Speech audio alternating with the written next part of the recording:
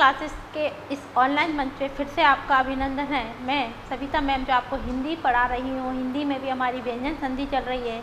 जिन बच्चों की ये व्यंजन संधि के कुछ नियम मैं करा चुकी हूँ और जो बच्चे आज नए जुड़े हैं और किसी कारणवश वो नहीं देख पाए मेरी पिछली वीडियोस, तो वे ऊपर आई बटन दिया गया उस पर आप क्लिक कीजिए, वहाँ आपको मेरे सभी वीडियोस मिल जाएंगे। चलिए हम स्टार्ट करते हैं आज से हमारी व्यंजन संधि। व्यंजन संधि के कुछ नियम मैं करा चुकी हूँ और व्यंजन संधि का हमारे अब जो नियम चल रहा है वो नियम चल रहा है आपका दा संबंधी नियम। देखिए छा संबंधी नियम मैंने कल करा दिया था। आपके छा संबंधी नियम जो थे कल की जो क्लास मैंने बोला, आपको आई बटन दिख रहा होगा, उस पर आप क्लिक कीजिए। तो छा संबंधी मैंने 2 नियम कराए थे और फिर मैंने कराया था हा संबंधी नियम।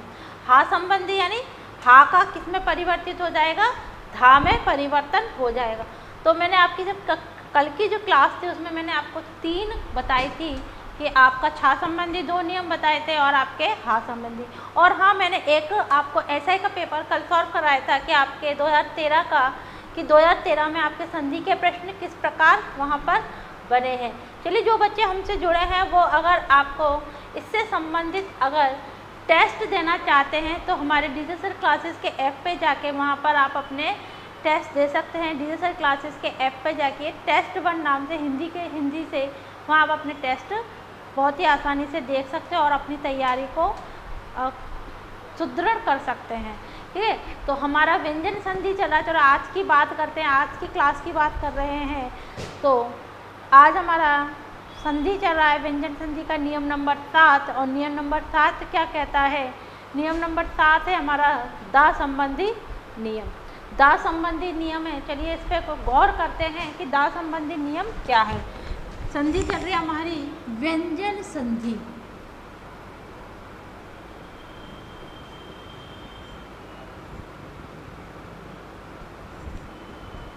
व्यंजन संधि और व्यंजन संधि का भी नियम कौन सा चल रहा है? नियम आपका 7, नियम नंबर 7। अब नियम नंबर 7 में क्या बताया गया है? नियम नंबर 7 में बताया गया है, नियम नंबर 7 दा संबंधी नियम। दा क्या है? घोष वर्ण होता है। दा क्या है? घोष वर्ण। घोष वर्ण किस में परिवर्तित होगा? आपके ता यानी अघोष वर्ण में। ता क्या है? अघोष वर्ण। देखिए जब मैं आपको वर्ण विश्लेषण पढ़ाऊंगी तो मैं आपको घोष और अघोष, प्राण, अल्प प्राण, महाप्राण और इनके बारे में बहुत खुलकर समझाऊंगी कि ये चीज़ क्या होती हैं। तो फिलहाल तो आप सिर्फ इतना ही देखिए कि घोष वर्ण दा का मेल यदि घोष वर्ण अपने किस में बदलेगा? ता में। तो और ये कब बदलेगा? कौन सी कंडीशन पे बदलेगा? चलो देखते हैं। घोष वर्ण दा ये कब बदलेगा? जब पहले आप हेडिंग लगाना, सॉरी पहले आप हेडिंग लगाइए कि दा घोष वर्ण ता अघोष वर्ण में परिवर्तित हो। दा घोष वर्ण ता अघोष वर्ण में परिवर्तित हो जाएगा। ये कैसे, किस कंडीशन पर परिवर्तन हो रहा है जरा देखिए। ये है आपके पास घोष वर्ण। देखिए घोष वर्ण। अब आप कहेंगे मैडम घोष वर्ण क्या होता है? जब हम स्पर्श व्यंजन पढ़ते हैं तो स्पर्श व्यंजनों के अंतर्गत वर्ग, स्पर्श व्यंजनों में कितने वर्ण माने गए हैं? 25 वर्ण माने गए हैं और इन 25 का आपका तीसरा, चौथा और पांचवा, 3, 4, 5 कह सकते हैं, 3, 4, 5। तो आपके ये क्या है? घोष वर्ण। और पहला और दूसरा यानी विषम संख्या क्या है आपके? पहला और दूसरा वो क्या है आपके पास? अघोष वर्ण कहलाते हैं। यानी अघोष वर्ण, घोष वर्ण दा का मेल यानी समझौता किससे होता है? आपका अघोष वर्ण। किससे होगा? अघोष वर्ण।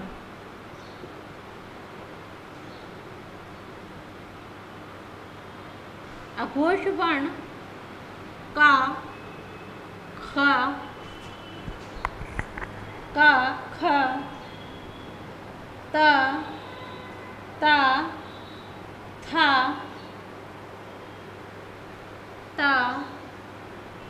था पा फ और आपका स से होता है। तो संधि करने पर किससे हो रहा है? इनसे। तो संधि करने पर आवृत्ति किसकी होगी? आपके ता की होगी, यानी ये किस में बदल जाएगा? ता में। जैसे कि इसका हुआ ये और इसका हुआ ख, फिर आएगा ता और आपका पूरा ता, फिर ता और आपके था, फिर ता और फिर आपका पा, ता और आपके पास फ, ता और आपका स। समझ में आ गया? तो आपके होगा क्या? समझ में आया? यानी द का मेल यदि काखा से होगा तो काखा तो कोई परिवर्तन नहीं होगा, लेकिन आवृत्ति किसकी हो रही है? दा के, जो उससे मेल हो रहा है, जो मेल करा रहा है, जो मिलाप करा रहा है, यानी दा जो अघोष वर्ण है वो भी किस में बढ़ जाएगा? आपका अघोष में बदल जाएगा। ये क्या है? अघोष वर्ण।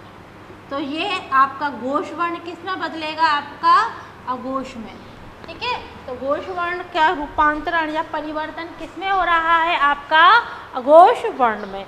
ठीक है, बहुत ही आपका अच्छे प्रश्न आए हैं यहाँ से पिछली परीक्षाओं में। मैंने बताया अगर आप पिछली परीक्षाओं के विगत परीक्षाओं के प्रश्नों को हल करना चाह रहे हो तो हमारे डीजे सर क्लासेस के ऐप पे जाइए, वहाँ आपको टेस्ट 1 नाम से फोल्डर मिलेगा, वहाँ आप उनको हल कर सकते हैं, जिससे आप अपनी तैयारी को और अच्छा बेहतर बना सकते हैं। चलिए, ये हुआ आपका नियम हुआ, यानी दा क्या है? घोष वर्ण। दा क्या है? घोष वर्ण। ये क्या है? वर्ग का क्या है? तीसरा वर्ण।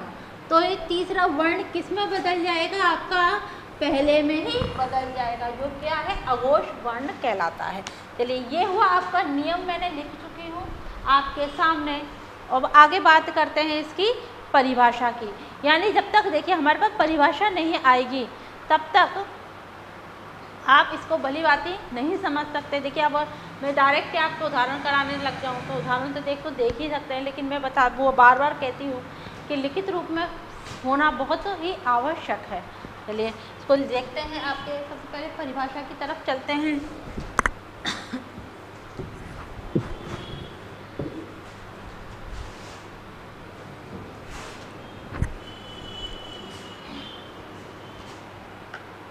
परिभाषा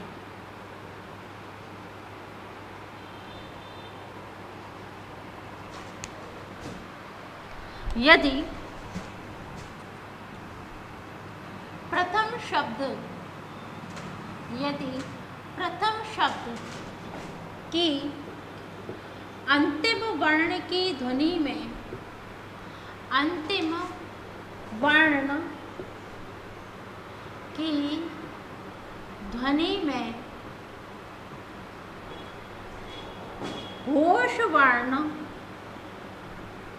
घोष वर्ण द आए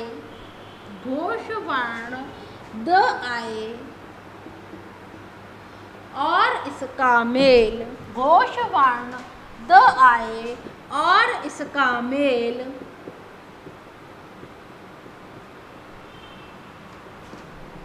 अघोष वर्ण और इसका मेल द्वितीय शब्द में आए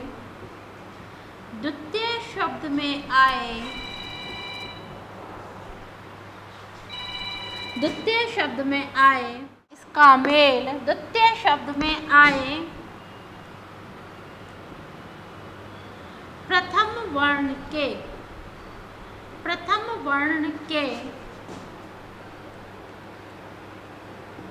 गा ख क ख ता था ता था एवं पा फा और सा से हो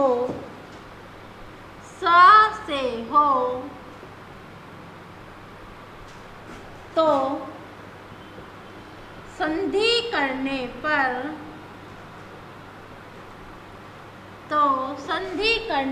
पर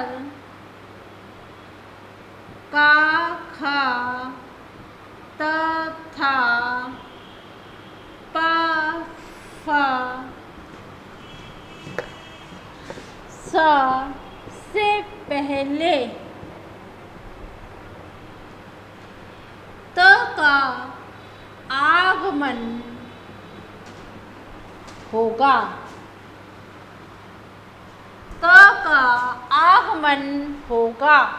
चलिए समझ में आ गया। यानी द किस में बदल जाएगा, आपके ता में बदल जाएगा। चलिए देखते हैं हमने क्या लिखा है। यदि प्रथम शब्द के अंतिम वर्ण की ध्वनि यानी द में घोष वर्ण आए एवं उसका मेल प्रथम वर्ण के का खा सा पा फा से हो तो का खा ता था और पा फा से पहले त का आगमन होगा। समझ में आया। यानी आगमन दा के स्थान यानी घोष वर्ण से पहले घोष वर्ण अपने किस में बदल जाएगा, अघोष वर्ण में बदल जाएगा। तो हम पढ़ क्या रहे हैं, दा घोष वर्ण है, रूपांतरण किस में हो रहा है, परिवर्तन किस में हो रहा है, नवीन विकार किस में हो रहा है, घोष वर्ण अघोष वर्ण में हो रहा है, अघोष वर्ण में हो रहा है। यह हुई है इसकी परिभाषा। चलिए इसको ही आगे बढ़ा रहे हैं। इसके उदाहरणों के ऊपर चर्चा कर रहे थे। उदाहरण किस प्रकार इसके आते हैं, देखो पिछली परीक्षाओं में इसके उदाहरण आ चुके हैं और जिसको इस संधि का ज्ञान नहीं था वो उसके उदाहरणों को गलत, इससे संबंधित प्रश्नों को गलत करके आया। तो ये बहुत ही अति महत्वपूर्ण संधि कर रहे हैं अपन। व्यंजन संधि का नियम नंबर पढ़े, दा किसमें बदलेगा। तो मैं आपको सूत्र पहले ही करा चुकी हूँ। चलिए सबसे पहले देखते हैं दा का मेल यदि का से होता है तो दा के स्थान पर ता, अब ये आधा है, ये है आधा, ठीक है। तो इसके स्थान पर ही किसका आगमन होगा, ता का। तो ये आधा है तो इसको मैं इस तरह आपको बता रही हूँ कि ये आपका ऐसा ही होगा।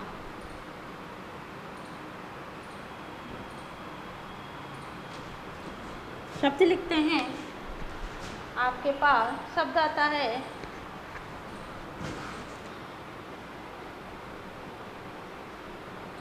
उद्धन कोच। अब दा के स्थान पर आपके घोष वर्ण ता का आगमन हो रहा है तो शब्द बनेगा आपका पास उत्कोच। शब्द आता है उत्कृष्ट, उद्धन कृष्ट।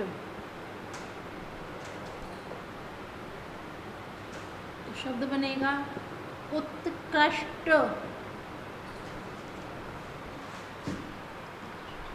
शब्द आता है उत्क्षिप्त, उद्धन क्षिप्त। अब शब्द बनेगा उत्क्षिप्त।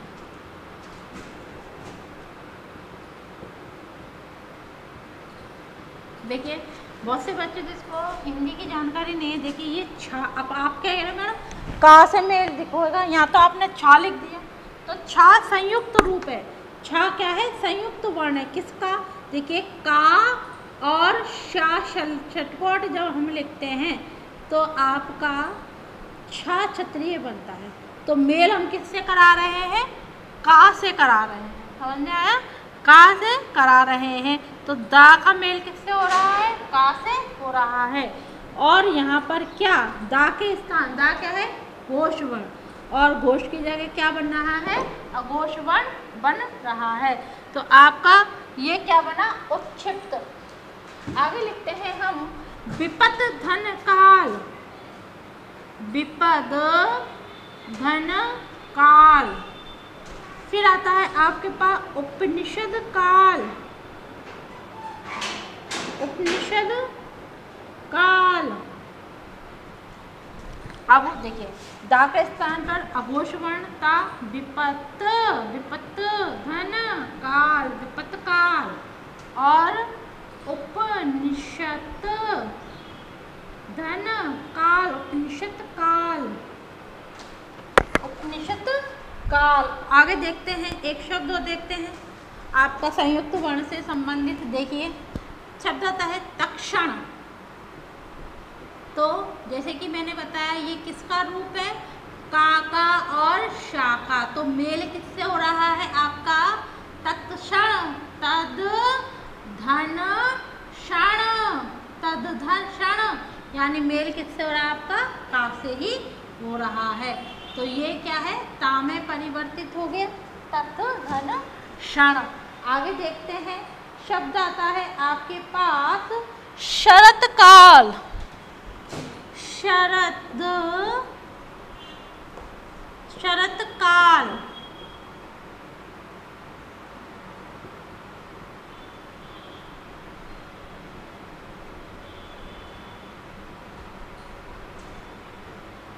शरद धन काल। चलिए उच्छिप्त हो गया, उपनिषद काल हो गया। चलिए ये हुए आपके का से संबंधित, ये हुए आपके का से संबंधित उदाहरण।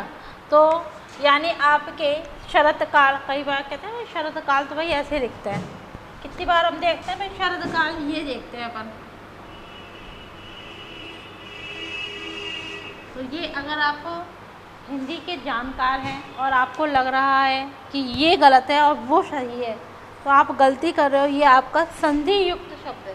देखिए कितनी बार अपन लिख देते हैं, कुछ भी लिख दिए। बहुत से बच्चे क्या होते हैं, चिन्ह, चिन्ह जो लिखते हैं ना ऐसे लिख देते हैं, जबकि ये चिन्ह गलत है। चिन्ह, शुद्ध चिन्ह क्या होता है हिंदी में सबसे महत्वपूर्ण, मैं बार बार कहती हूँ, गौर करना।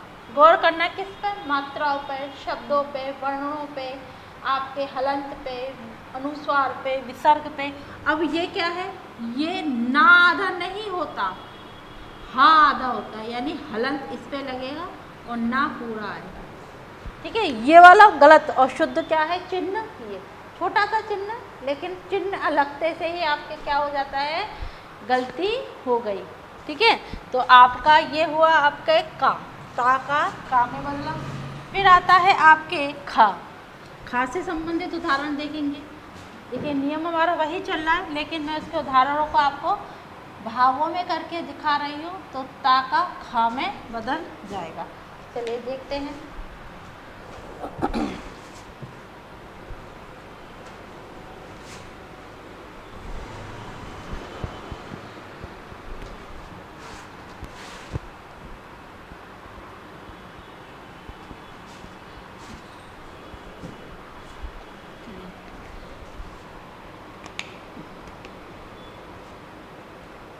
देखिए उत्खनन, उत्खनन को सबको पता है, ऐसे लिखते हैं उत्खनन, खनन। तो शब्द क्या बनेगा, उद घन खनन। तो ये ता में परिवर्तित हो गया। अब ये व्यंजन है, कोई स्वर नहीं है, तो ये आधा ही रहेगा। तो शब्द क्या बना आपका, उत्खनन। चलिए अब आपका दा का मेल, दा का मेल यदि ता और था से होता है, ता या था से, तो ता भी आधा दा के स्थान पर और आपके ता था। समझ में आया। चलिए ये हुआ। अब आगे बढ़ते हैं, इससे संबंधित उदाहरण देखते हैं। शब्द आएगा आपके पास आपत्ति। शब्द आएगा विपत्ति। शब्द आएगा आपके पास संपत्ति। देखिए संपत्ति क्वेश्चन अभी हाल ही में आया हुआ है, संपत्ति। और शब्द आएगा आपके पास उत्थान। और शब्द आएगा आपके पास उत्तेजक,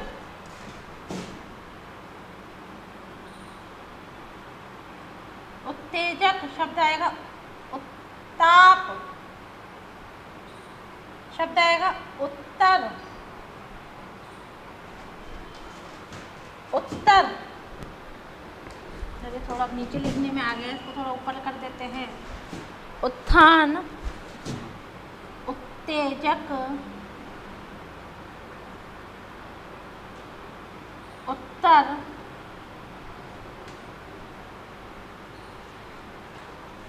उत्तर, उत्थान, उत्तर। और आएगा आपका तेजक। चलिए देखते हैं। देखिए आपद धन ती। अब आप बोलोगे मैडम मात्रा तो आपने यहाँ पे लगाई है, आधा ता तो आपने ये लगाया, यहाँ पे तो आधा ता नहीं है भाई। ये वाला ता ये क्या है? दा। दा किस में बदल रहा है? अघोष वर्ण ता में।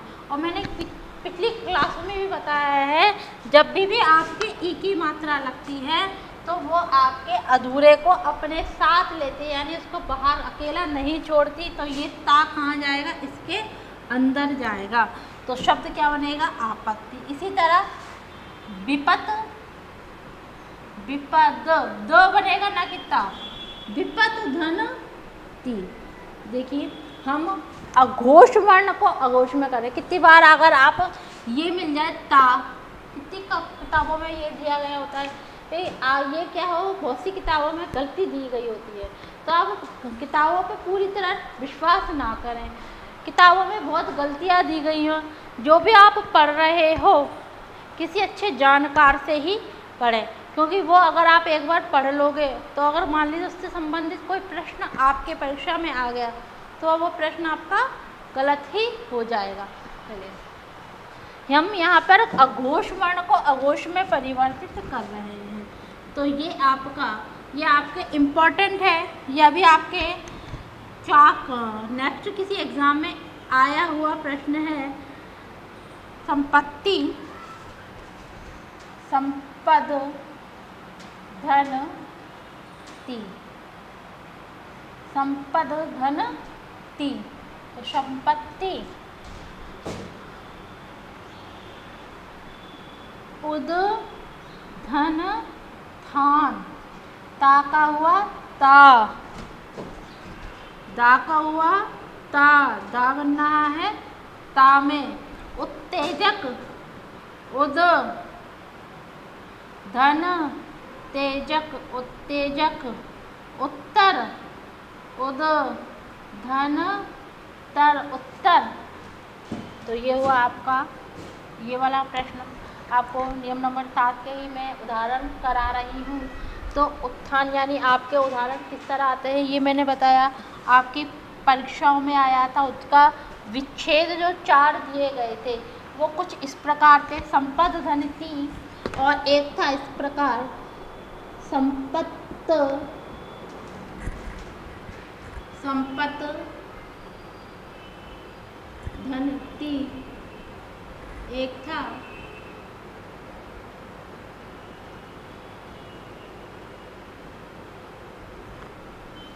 संपत्त धन ती और एक था संपधन ती। तो भाई जो जानकार था, जिसको पता नहीं था, भाई ज़्यादातर तो लोगों ने यही करा संपत्त धन ती। तो होना क्या ही था, ये आपका दा किस में बदल रहा है?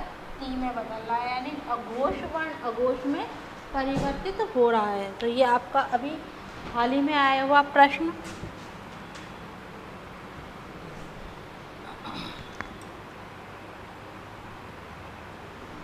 चलिए आगे चलते हैं।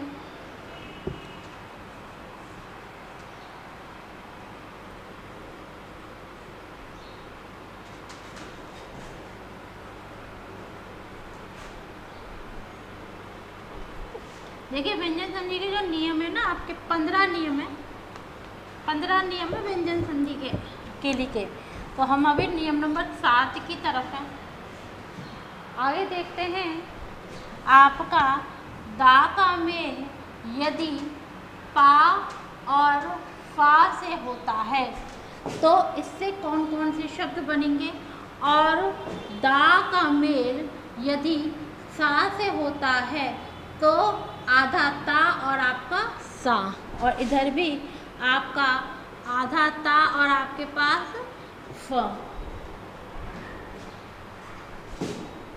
चलिए इससे संबंधित उदाहरण देखते हैं। जैसे कि आपके पास आता है तत्पुरुष,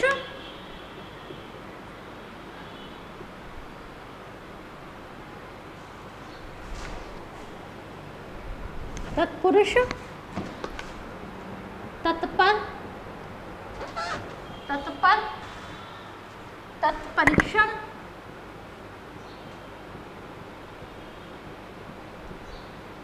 तत्परीक्षण, उत्पन्न,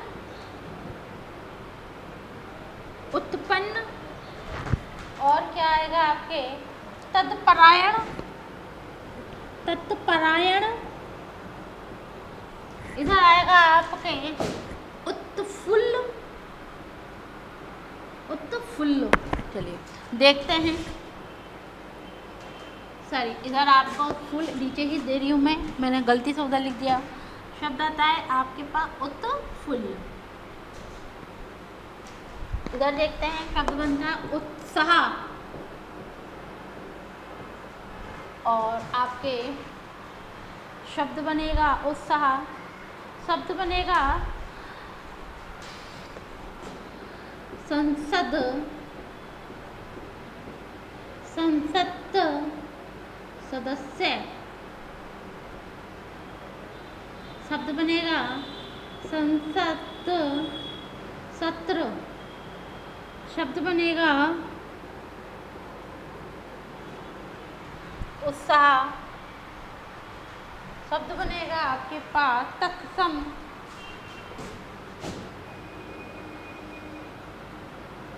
उत्संग, उत्संग, और आपका शब्द बनेगा उपनिषद समीक्षा,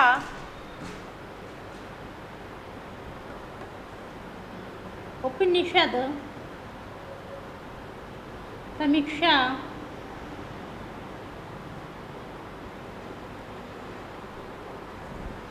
चलिए इनको देखते हैं। तद धन पुरुषो, देखिए विच्छेद है, टूटा कहाँ पे, ता का आगमन यहाँ पर, तो ता के स्थान पर हमें केवल दा करना है, तो ये क्या हुआ ता। तद धन पर, तत् धन परीक्षण, तत्परीक्षण, आ गए उत उद धन पन्न, उत्पन्न, तत् धन परायण, तत्परायण, उद धन फुल्ल, उद्फुल्ल, ताकागमन, ताकागमन, ताकागमन, ताकागमन, और आपका यानी घोष वर्ण परिवर्तित किसमें हो रहा है? अघोष में। चलिए इसका देखते हैं। उद धन सहा, उत्साह, यहाँ पर भी ता का आगमन, ता से मेल हो रहा है, यानी आपकी ये कौन से वर्ण है? अघोष वर्ण। अघोष वर्ण का मेल यदि घोष वर्ण से हो रहा है तो आवृत्ति किसकी हो रही है? अघोष, यानी ता की ही हो रही है। संसद धन सदस्य, अब संसद सदस्य ऐसे लिखते हैं तो दा के जगह आपको ता मिलेगा। कितनी बार पढ़ो, अरे गलती से छप गया, ये भाई गलती नहीं है, ये क्या है? संधि रूप है। संसद सत्र, तो ये ता की आवृत्ति। तत्सम, तद धन सम, उद धन संग, उत्संग, उपनिषद, उपनिषद समीक्षा,